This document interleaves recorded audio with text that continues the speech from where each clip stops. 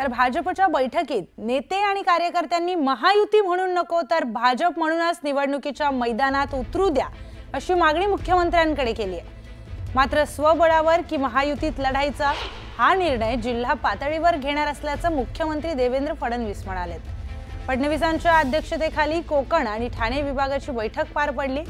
तर महायुतीत आहोत याचं भान ठेवून लढा, मित्रपक्षांना त्रास होणार नाही याची काळजी घ्या असे आदेश यावेळी मुख्यमंत्र्यांनी दिले।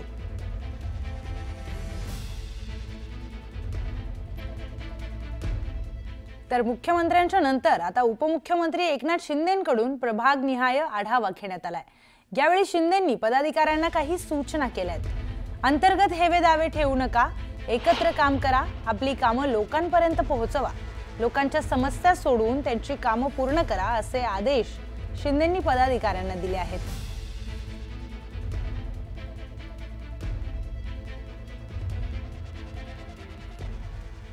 तर त्यावेळी अनंत तरेंचं ऐकलं असतं तर आज पश्चाताप झाला नसता असं म्हणत उद्धव ठाकरेंनी नाव न घेता एकनाथ शिंदेंवर जोरदार टीका केली आहे। ठाण्यामध्ये अनंत तरे यांच्या अनंत आकाश या पुस्तकाचा प्रकाशन सोहळा पार पडला। यावेळी बोलताना उद्धव ठाकरेंनी एकनाथ शिंदेंवर जोरदार हल्लाबोल केलाय, पाहूया। काही जण प्रामाणिकपणाने निष्ठेने सांगत असतात आणि अशी भोवताली गर्दी असते की आपल्याला कळते की हा माणूस खरा आहे, पण निष्ठेची मुखवटी लावलेली माणसं आपल्या आजूबाजूला एवढा वेढा घालून बसतात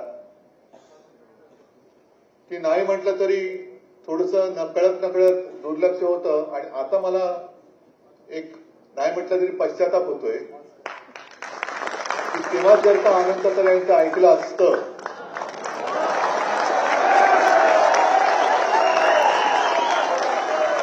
पण आता जरा कुठे गळ्याची येता म्हटल्यानंतर अमित शहाच्या चरणी घालीन लोटांगण करून वाचवा म्हणून हंबरडा फोडणारी माणसं दिसली नसती। तर या भ्रष्टाचाराविरुद्ध येत्या सोमवारी आपण मोर्चा काढतोय आणि या मोर्चामध्ये मला अभिमान आहे की आपल्यासोबत इतर पक्ष सुद्धा आहे आणि विशेषतः मनसे सुद्धा आहे। कारण शेवटी आपल्या मुलावरती कोण येत असेल आपण भांडत राहायचं, मग शत्रू हवेत कशाला? आपणच जर का आपले शत्रू होणार असू तर शत्रू आपल्याला बाहेरचे कशाला पाहिजे? घरातले शत्रू आहेत ना। त्याच्यामुळे आता हे घरातलं शत्रुत्व सगळं बंद करा।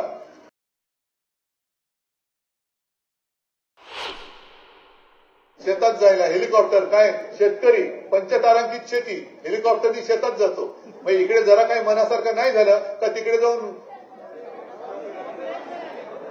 हेलिकॉप्टरने जातो, पण भाजी कापतो का रेडा कापतो माहिती नाही। तर ठाकरेंची शिवसेना, मनसे युती आणि ठाकरे ब्रँडच्या मुद्द्यावरून पुन्हा एकदा चर्चेत आलाय। महाराष्ट्रावरील संकटाविरुद्ध आम्ही एकत्र येऊ असं स्पष्टपणे उद्धव ठाकरेंनी युतीवर भाष्य केलंय। तर आम्हाला केवळ बाळासाहेब ठाकरे हाच ब्रँड माहिती असल्याचं प्रत्युत्तर शिंदेंनी दिलंय, पाहूयात। या स्थितीमध्ये शेतकऱ्यांच्या मदतीसाठी राज ठाकरे आणि उद्धव ठाकरे एकत्र पाहायला मिळतील का? आता सुरुवात झालेली आहे, म्हणून मी जरी याचं नाव हंबरडा मोर्चा असलं तरी मी इशारा मोर्चा म्हटलेला आहे। आणि शेतकरी जो आक्रोश करतोय तो आक्रोश जर का या सरकारच्या कानावर पडून सुद्धा सरकारचे कान बंद झाले असेल तर ते कान उघडण्याचं काम शिवसेना करेल। यायचं असेल आम्ही जरूर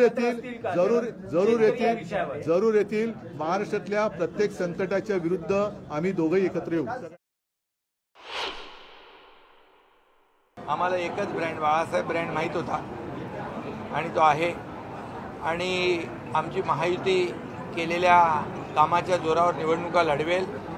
कोणी युती आघाडी जे काही करतंय हा त्यांचा, लोकशाहीमध्ये कोणी युती आघाडी करू शकतो, परंतु मला विश्वास आहे की केलेल्या कामाच्या जोरावरच महायुती जिंकणार आणि महायुतीचाच भगवा फडकणार। पुढची बातमी पाहूयात। आमच्या पुढारी जातीला सर्व लोक शिव्या देतात, दुष्काळ पडला तरी शिव्या, नाही पडला तरी शिव्या, तो आमचा धंदा आहे असं गुलाबराव पाटील म्हणाले। ज्याला शिवी ऐकता येते त्यांना आमदार व्हावं, नाहीतर आमदार होऊ नये असंही गुलाबराव पाटील यांनी म्हटलंय। दरम्यान आम्ही संघर्षातून वर आलोय, आम्हाला गद्दारच करून टाकलं लोकांनी, मात्र आम्ही बदनामीचा विचार करत नाही, लोकांच्या सेवेमध्ये काम करत राहणार असं देखील गुलाबराव पाटलांनी ठणकावून सांगितलंय.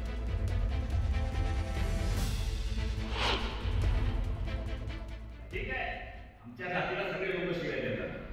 दुष्काळ पडला तरी शिव्या, नाही पडला तरी शिव्या, आमचा धंदा आहे. ज्याला शिव्या ऐकता येते त्याने आमदार व्हावं, ते होऊ नये असा माझा प्रश्न आहे.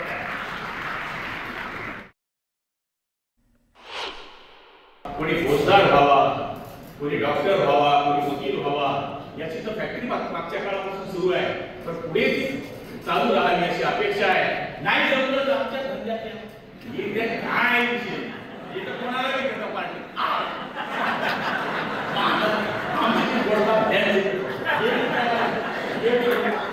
आम्ही पण काय आघाडी पास आहे भाषण शेवटचे दिवस होणार नाही. तर शाळा आणि महाविद्यालयीन शिक्षण संपल्यापासून मी निवडणूक लढवतोय. राजकारणामध्ये सरपंच पदापासून मंत्रिपदापर्यंत काम करण्याचा अनुभव आहे. राजकारणामध्ये सतत 40 वर्ष नॉट आउट आहे. 40 वर्ष राजकारणात निवडून येणं सोपं नाही असं मंत्री गिरीश महाजन म्हणालेत. अमळनेर येथील खानदेश शिक्षण मंडळाच्या कार्यक्रमाप्रसंगी एक भाषण सुरू होतं आणि या भाषणामध्ये त्यांनी हे भाष्य केलं. 7 वेळा आपल्याकडे निवडून आलो, 7 वेळा आमदार, एखादा वर्षात सरपंच होऊन जाण्याचा आणि 8 वेळा 40 वर्षांची नोकरी इथे तरी प्रश्न नव्हता आमचा. माझे वडील शिक्षक होते, तुम्हाला माहीत आहे. पण इकडे वळलो, भारतीय सैनिक संघाचा संसद झालो, नंतर एबीपीला जॉईन झालो, नंतर भाजपमध्ये आलो, नंतर दुसऱ्या निवडणुकी दुसरी खेळत दुसरी राजकारणामध्ये खेळत गेलो आणि या क्षेत्रामध्ये सतत नॉट आउट 40 वर्ष या ठिकाणी झालेली आहे. तर कुख्यात गुंड निलेश घायवळ बनावट कागदपत्रांच्या आधारे परदेशात पळून गेल्याचं समोर आल्यानंतर राज्याच्या राजकारणात आरोप प्रत्यारोपांचं सत्र सुरू झालंय. घायवळला पळून जाण्यासाठी सत्ताधाऱ्यांनी मदत केल्याचा आरोप विरोधकांकडून करण्यात येतोय. तर विरोधकांकडून आरोप होत असताना सत्ताधारी भाजपनं या प्रकरणी आमदार सिद्धार्थ शिरोळे यांना मैदानात उतरवलंय. निलेश घायवळला पासपोर्ट मिळाला तेव्हा जामखेडचे आमदार कोण होते असा सवाल करत सिद्धार्थ शिरोळे यांनी रोहित पवारांवर निशाणा साधला होता. त्यावर रोहित पवार यांनी देखील आता पलटवार केलाय. आता आपल्याला साधारणतः माहिती की जानेवारी 2020 मध्ये निलेश घायवळ ज्यांचा रहिवासी पत्ता सोनेगाव जामखेड, मी परत सांगतो जामखेड, इथले तत्कालीन आमदार कोण होते? त्यावेळेला तत्कालीन राज्याचे गृहमंत्री हे कोण होते आणि राज्याचे तत्कालीन मुख्यमंत्री हे कोण होते? राम शिंदे सरांनी जे सभापती आहेत त्यांनीच निलेश घायवळला ही मदत केली.